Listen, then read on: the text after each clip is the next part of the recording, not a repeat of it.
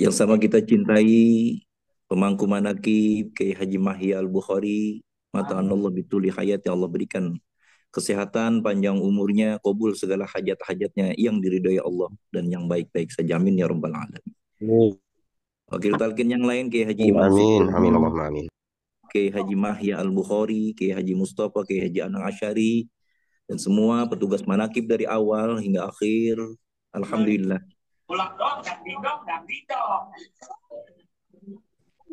Alhamdulillah kita bersyukur kepada Allah Subhanahu wa taala. Malam hari ini ditakdirkan kita untuk manakib online bersama-sama di seluruh dunia. Satu guru, satu ilmu, selalu kita taat sam'an wa ta'atan kepada guru mursyid kita dengan maklumat-maklumat yang ada. Kita diistiqomahkan dengan amaliyah Qadiriyah Naqsabaniyah selamanya. Amin ya rabbal alamin.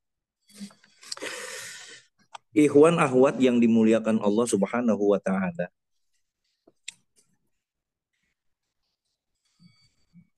Sifat-sifat yang tercela itu banyak sekali. Dan yang harus kita pertanyakan kepada diri kita sendiri utamanya, bagaimana membuang sifat-sifat yang buruk itu, sifat-sifat yang tercela itu. Cara untuk membuang sifat-sifat yang tercela di dalam kita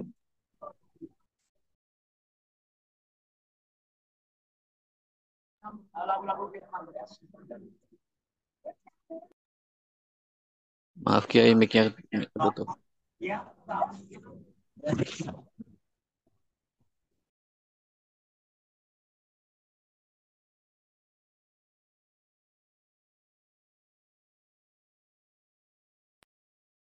Kok hilang? ya ya ya siap siap siap maaf, maaf kepencet kepencet. Jalan untuk membersihkan hati itu dengan tauhid, ilmu, amal dan mujahadah yang sungguh-sungguh lahir dan batin. Sehingga hati yang mati itu hidup kembali dengan nur tauhid. Rasul pernah bersabda yang artinya bagi tiap-tiap sesuatu itu ada alat pembersihnya. Dan alat pembersih hati yaitu zikrullah. Ketahuilah bahwa membersihkan jiwa dan menolak kehendak hawa nafsu yang keji itu hukumnya wajib fardu ain. Membutuhkan perjuangan yang besar, daya usaha yang amat sangat. Dalam firman-Nya Allah berfirman, "Faman jahada fa innama yujahidu li nafsi." Barang siapa yang berjuang atau mujahadah, sebenarnya berjuang untuk dirinya sendiri. Wa amaman khafa maqama rabbih wa nahan nafsa 'anil hawa fa innal jannata hiyal ma'wa. Adapun orang yang takut kepada Tuhan dan mencegah dirinya daripada hawa nafsu yang keji, balasan dan tempatnya adalah surga. Surat An-Najiyat ayat 40 dan 41. Maka firman Allah dalam sejarah Nabi Yusuf, yang artinya di dalam surat Yusuf ayat 53, artinya seperti ini. Tidak dapat aku melepaskan hawa nafsuku, karena hawa nafsuku itu selalu menyuruh aku berbuat kejahatan, kecuali disayangi oleh Tuhan akan saya ini. Itu dalam surat Yusuf ayat 53, begitu kira-kira. Dan berkata juga Rasul dalam sabdanya, yang saya takuti daripada segala ketakutan umatku nanti, ialah mengikuti hawa nafsu dan berpanjang angan-angan, ya berpanjang cita dan angan-angan kosong. Adapun mengikuti hawa nafsu itu akhirnya mencegah manusia sampai kepada yang hak.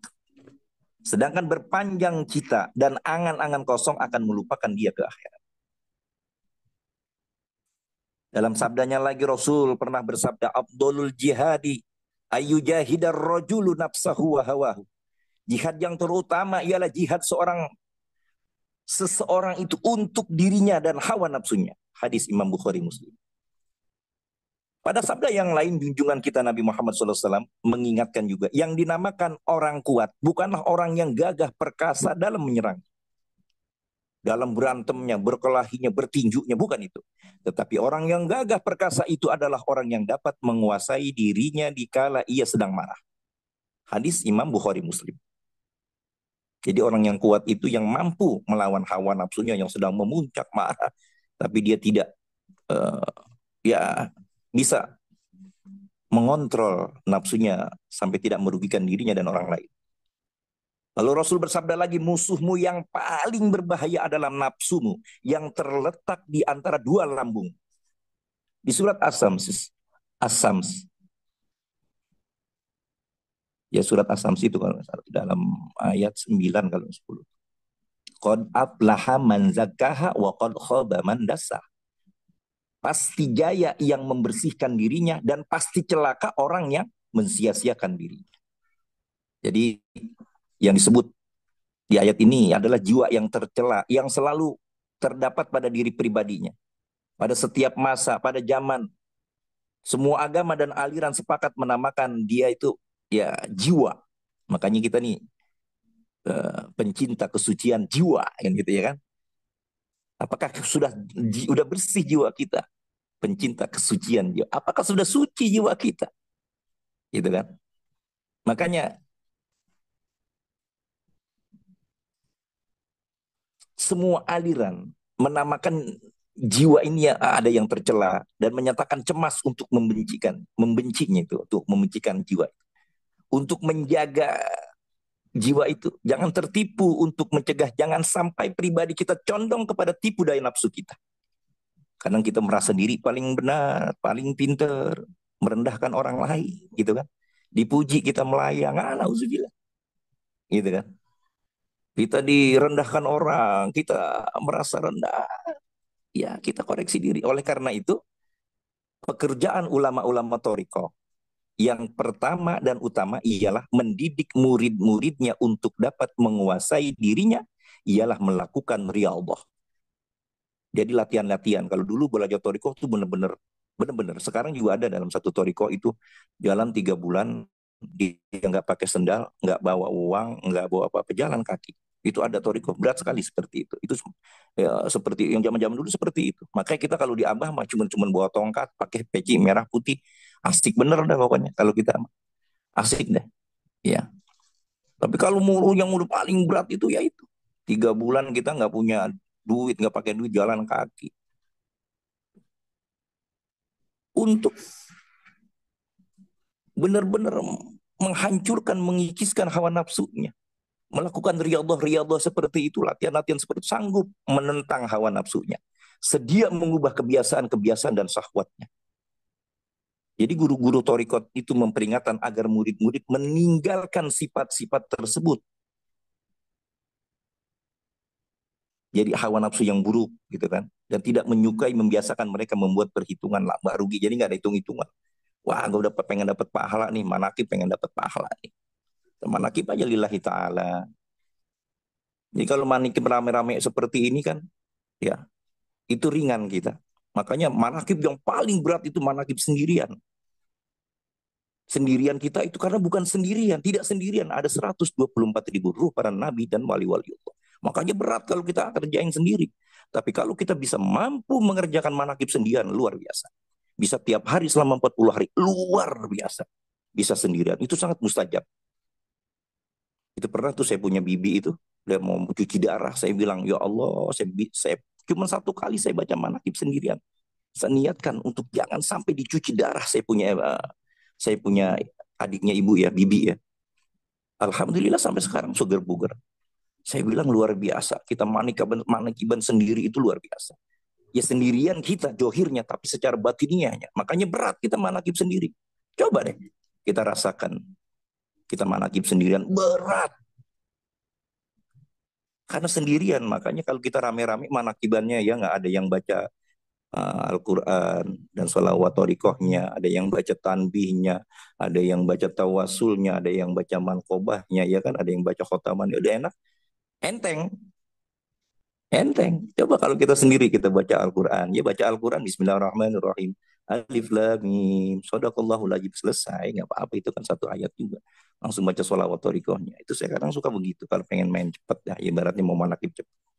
Karena memang kita nggak sendirian. Itu luar biasa kalau kita manakib sendiri. Apa namanya? Ya Allah. Ya pernah mungkin di sini juga ada yang merasakan kita manakib sendirian. MC-nya kita, ya kan? Baca Al-Qur'annya kita, sholawat thoriqohnya kita, tanbihnya kita. Masya Allah luar biasa. Gitu. Jadi ini termasuk ini adalah riyadhah juga. Mampu kita kan kalau kayak uh, Kiai Mahya ya kan, Kiai Mahya di Jeddah itu kan mungkin kalau pengen manakib manakib aja sendiri gitu kan Kiai ya, kalau lagi di Jeddah kan. Kalau kayak kita mungkin kalau di sini tuh di Jakarta manakib tuh setiap minggu ada aja kan gitu, manakib di sini manakib. Tapi kalau Kiai Mahya di Jeddah mungkin gitu kan, kalau pengen manakib ya harus berat gitu, manakib sendiri luar biasa karena nggak sendiri sebetul, pada hakikatnya kita bersama ruh-ruh para nabi dan rasul ya. Mudah-mudahan kita bisa istiqomah. Padahal Rasul juga bersabda seperti ini ya, artinya perhitungkanlah dirimu sebelum engkau menghadapi perhitungan Tuhan gitu. Jadi makanya ulama-ulama arifin tasawuf itu berkata, tidak mengapa mengikuti sahwat yang diperkenankan. Jadi sahwat yang diperbolehkan ya untuk diri kita.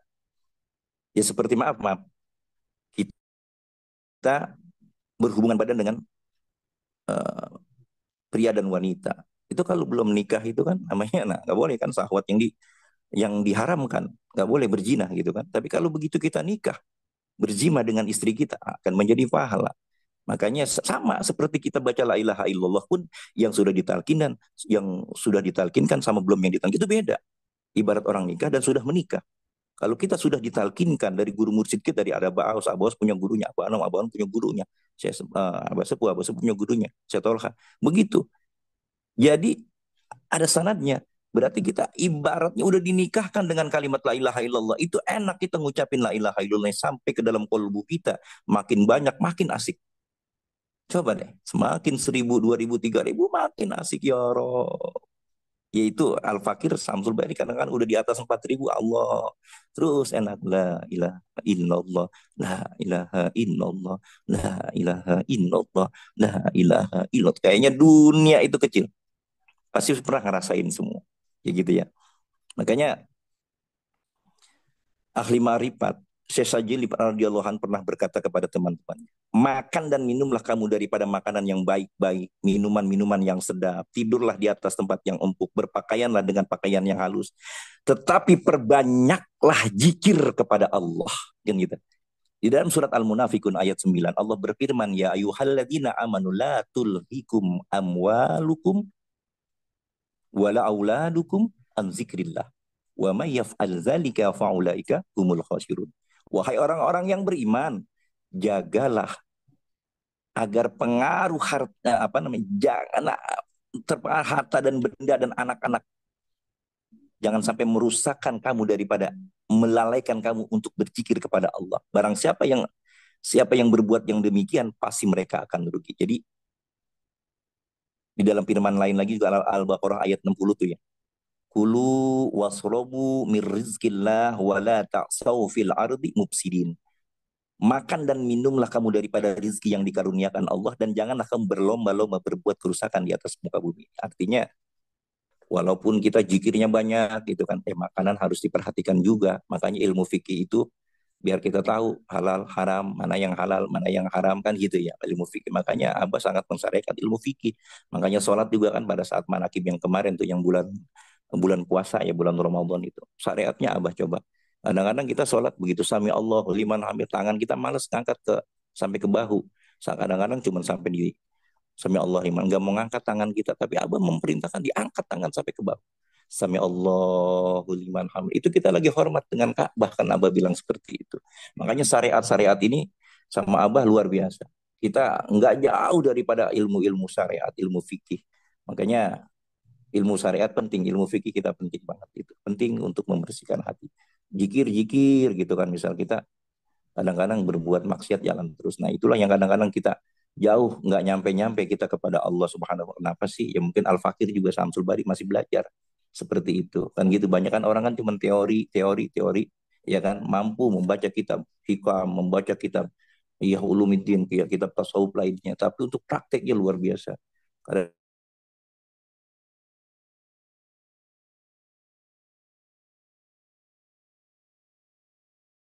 kita diberikan cobaan dan musibah untuk istiqomahkah kita di amaliyah.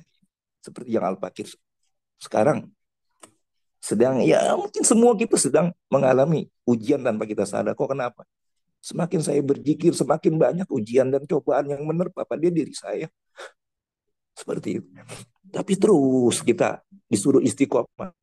Akhirnya ya Fakir Samsul Bari pun ya Allah diberikan sakit sampai dari bulan puasa kaki saya pinjang sampai kaki saya itu nggak bisa jalan nanjak kemarin itu di Abah ya bilang saya jalan terus karena saya sudah 25 kali itu mana nggak mau putus sampai 40 bahkan sampai kalau nggak ada halangan terus sampai kalau Fakir sampai 25 kali berturut-turut manakib di Abah walaupun sampai sakit itu saya nggak bisa jalan kemarin sakitnya luar biasa ya Allah. Seperti ini kah untuk kita istiqomah di dalam toriko? Kecil sekali ujian-ujian yang ada pada diri kita. Mudah-mudahan kita semua diistiqomahkan dalam amaliyah toriko qadriyah naqsabandiyah. Kita selalu cinta kepada apa? Karena tidak mungkin kita sampai kepada Allah Subhanahu wa taala tanpa kita disampaikan ruh kita dari guru musid kita Abah Awasai Muhammad Abdul Ghasifullah Masrul Qadasallahu sirrah. Akhirnya mari semuanya Al-Fakir mengajak dari kita istiqomah. Jangan hanya gara-gara kita mungkin diuji sedikit, kita udah malas amaliyahnya, ya kan? Karena amaliyah-amaliyah kita di dalam torikoh ini memang harus dipaksakan. Kalau kita tidak mampu dipaksakan, maka ya kita akan turun. Kalau kata Abah bilang, maka lu belum mampu maju, minimal jangan mundur. Ibarat kalau kita belum bisa naik, minimal jangan kita turun. Diam-diam aja di tengah, dan kita istiqomah. Luar biasa, semakin tinggi kita mau naik level iman kita di dalam torikoh ini. Luar biasa, pasti ujiannya luar biasa. Semoga kita diistiqomahkan di torikoh amaliyah, qadriyah naqsabandiyah ini biar berkah selamanya, semuanya segalanya kita amalkan, amankan, melestarikan ajaran Thariqah Qadiriyah Naqsabandiyah. Terus selalu kita cinta kepada Abah, manakib-manakib dimanapun saja. Kalau kita nggak ada manakib, kita manakib sendirian. Karena pada hakikatnya kita tidak sendirian, hanya jasad kita sendirian. Tapi ruh kita ditemani oleh 124.000 nabi, 124.000 para aulia-aulia Allah dan ahli Thariqah, ahli silsilah, ruh-ruh ahli silsilah Thariqah Qadiriyah. Dari saya Al-Fakir Samsul Bari mohon dibuka gitu maaf yang seluas-luasnya bila ada kata yang salah yang kebenaran hanya milik Allah karomah Abah. Al-Fatihah. Alhamdulillahirabbil alamin. Arrahmanir rahim.